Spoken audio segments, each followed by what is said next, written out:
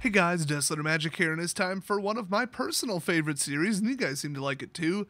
Stories from Magic's history that would be considered legendary at this point. It's the type of things that you hear about at Friday Night Magic or amongst your play group of friends, definitely at the kitchen table, because I mean, come on, who doesn't share crazy stories there?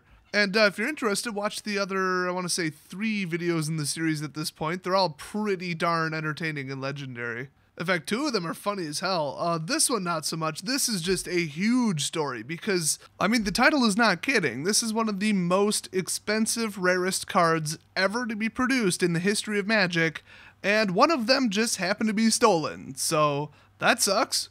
Anyway, you guys know Richard Garfield, right? If you just said no, I will reach out of the screen and slap you. He pretty well invented Magic the Gathering. I mean, he's considered the original designer, the person who thought up the idea, pretty much everything from what I've heard. And he's actually originally a mathematician, which is awesome. So Alpha came out in, I don't know, early 93, I guess, and right around October is when Beta was going out. So I think that's when it was shipping, not when it was being designed. So at that point, Richard Garfield was like, cool, we got a product, this is awesome. You know what else would be awesome? Is to produce one particular unique card, just do a one-off single sheet print run, with a custom artwork on it because he wanted to propose to his girlfriend, Lily Wu. And by the way, this totally brings me back to my last job, which I did 5% of my job was doing Photoshop design and printing of handouts and promotional posters and, the stuff you leave on the counter at retail and that kind of stuff. So naturally, we had a really nice printer, and I printed tons of personally designed stuff. I printed Dungeons and Dragons full color maps and stuff, but it only cost 7 cents per print. We had a really good contract. So my point is, it's not completely unheard of for higher ups in companies and division heads to use the company's printing hardware to do a one-off run of something at really high quality. So anyway, he wanted this on the real paper and everything. So I guess what he did is they ran off the front and they just did a 9-up sheet because I guess the sheets were a little bit different back then or whatever. And then because they're 2-ply, they just basically glued it to the back of standard land, which is weird. I don't know if Alpha and Beta cards were actually bonded, 2-ply bonded, but I don't know, that's what they did. So it might have been a little thicker, a little bit not quite right compared to a normal card, but still, I mean... So, I mean, this dude went big on this because, hello, it's a proposal. You gotta go big, all right? So he went and got Lily's favorite artist, Quentin Hoover at the time, to create an original piece of artwork to be used on the card. Something that would actually look like, like something that would be drawn on a Magic card. We can't get any closer than a guy who made artwork for Magic cards. So allegedly, the artwork has Garfield himself on, one knee and proposing to Lily, and they're dressed in Renaissance style stuff, like you'd see at a Renaissance fair. So I could imagine it, some fancy Shakespeare looking stuff. That'd be pretty cool. So once the artwork was done, they just took the standard overlay, the card frames and the mana symbols and all that stuff, and just dropped it on there, digitally. In 1993, I can't imagine what fresh hell that would be. I mean, I don't even like Photoshop now. I mean, they barely had computers with user interfaces, like graphics that use mice. This is 1 year separated from DOS. So kudos to them, but yeah, they actually just straight up printed it on, like I said, a sheet of 9. And according to Howell's account, on the sheet, 2 of the cards were off center, but 7 of them turned out nicely. Okay, let's pause for a second here. You know where I'm going with this. You already know. You know it. I don't even have to say it. You know where I'm going. We're going there, and there's nothing you can do to stop me. It has been 24 freaking years of misprints and alignment issues and quality control issues in the printing. And from the time of him making a special proposal card for his girlfriend all the way up to now, they haven't fixed it. Oh my god, okay, if they were not going to fix the printing issues for his own proposal card, it's just not going to get done, people. Just get ready for 20 more years of crap products coming out of Magic. I mean, as if the game won't collapse within 5. Wizards is going to liberal it to death, for real. They're actively trying to kill off half their community. That's right. They're literally trying to kill you by a gun. So anyway, it's debatable as to whether or not they actually did this on official hardware or if this was like the, hey, let's preview it hardware, because allegedly the card turned out a little bit shinier than most cards. And the fact that they had to like artificially bond it manually to a fully assembled land is very interesting, because everybody knows that these days at least lands are double bonded 2-ply. So thicker, heavier, and shinier, that implies that, you know, the front of the card was a different paper, maybe just used to do like mock-ups, and they still like outsourced it to a third-party printing facility even then. That would be what I would suspect. Oh, they also did variations of it because they, you know, they wanted to see how they looked and whatever. So, let's see, I gotta get this right. 4 of the artworks have like, you know, all the art completely inside the card frame. And then just like the Planeswalker cards, apparently the other 5 had like just his knee resting on like the frame itself, you know, kind of popping out of the frame, you know, just as like a nice little, oh, like a Magic card wouldn't really do that. Except for Planeswalkers. But hey, when did Planeswalkers come out? What, like 2009 or something? I mean, kind of forward thinking there. So not really sure which version he settled on, but he kept just one and put it in his mono white deck that he was playing. And the card actually costs 4 white mana, and it's a sorcery.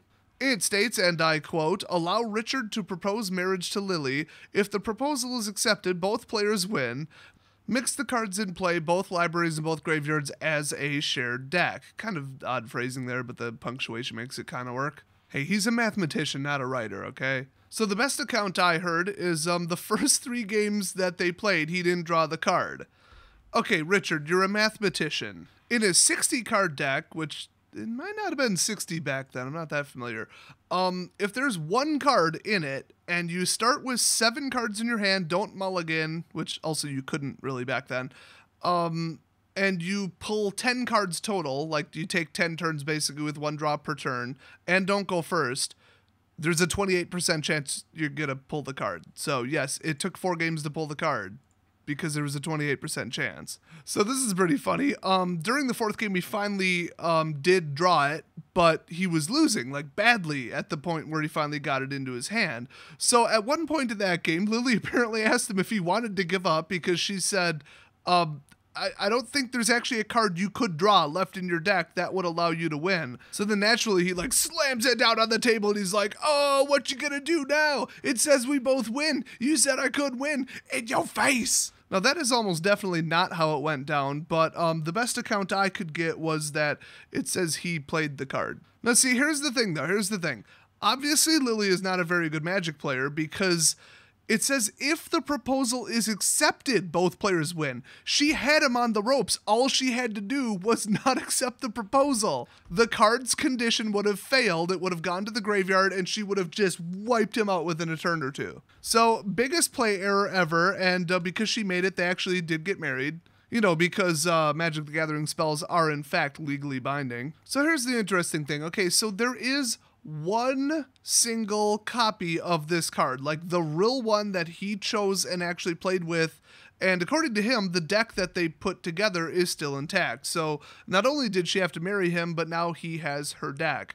This card would not be legal in sanctioned play. There's just no way. So the real version of the card, there's only 1 of, but the 8 other copies, because apparently they didn't destroy the 2 misprinted ones, don't know why, must not be as much of a perfectionist as I am. But amongst the remaining 8, they were all given out to family members except for 2. 1 was given to Dave Howell, and 1 was given to Quentin Hoover, of course. And I kind of gave it away in the title, but Hoover's copy got stolen while he was at a, I want to say, pro tour in Japan. So nobody's seen it since. Nobody's tried to sell it. Nobody's demanded a ransom that we know of. I mean, it just disappeared. Somebody just stole it.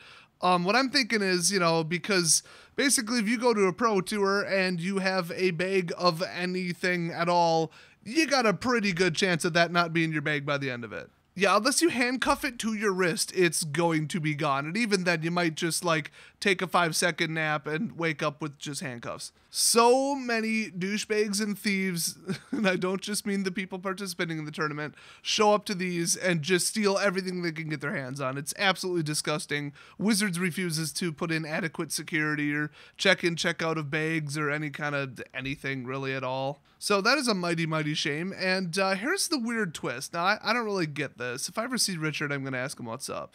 So both he and Lily have asked that the people who do still have copies and the person who stole it do not publish the artwork because it's personal in nature. I mean, unless it's like so poorly drawn or just a really inaccurate depiction, because it is supposed to be Richard and Lily. It's like, why not show it off? Why not be like, hey, the rarest card ever, sort of. I mean, that's like provably not true because there is one that they allegedly did one sheet of, picked one, burned the rest, and there is one card of it. That's, of course, 1996 World Championship, which, you know, is pretty expensive.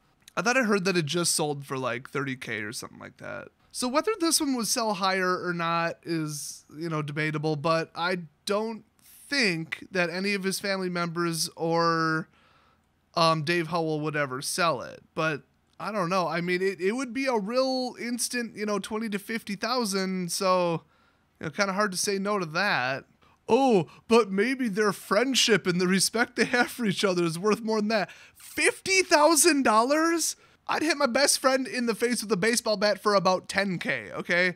So anyway, alleged photos have leaked multiple times onto the internet. A lot of them have been debunked, but there is one pretty good candidate of what people seem to think it looks like. It looks legit. I'm not sure. People have still said, oh, this doesn't look right. But, I mean, nobody knows how they really did it. I mean, the frame was overlaid anyway. So if something doesn't look pixel perfect, it's probably because, yeah, it isn't. But, of course, out of respect for Richard and Lily, I'm going to show it up on the screen right now. Seriously, get over it, you two. It's magic artwork. My God, like, what is your problem? Plus, that horse has already left the barn. This is kind of on the internet now. Also, my personal opinion is I think that one's a fake too. So that's the history of the most expensive card to ever be stolen. And it's one of the rarest cards in existence. Now you could say, oh, it was one of the like prototypes or whatever that got stolen, one of the first editions. But I mean, it's not like any of them are legal to play with or anything. It's not like they went and ran off an official 100% proper version of the card, you know, on like official print hardware, you know, later or anything. It sounds like they just used, I think they said an iris printer or something, which is like something different. I'm not that familiar with 1993 printing processes. So that really sucks. I think somebody was probably just targeting his bag, not that one card. And then once he realized what he had, he probably honestly destroyed it. Oh, or she. I'm not saying all thieves are male. I mean, most of them are, and oh my God, like 99% of bank robbers are male. Like, what's with that? Ladies, go out there and rob some banks. You gotta equality it up. So the moral of the story is if you go to Pro Tour, watch your crap, because it's probably gonna get stolen. If you enjoyed this series, check out the rest of the playlist on my channel. Thanks for watching, and I'll see you guys next video.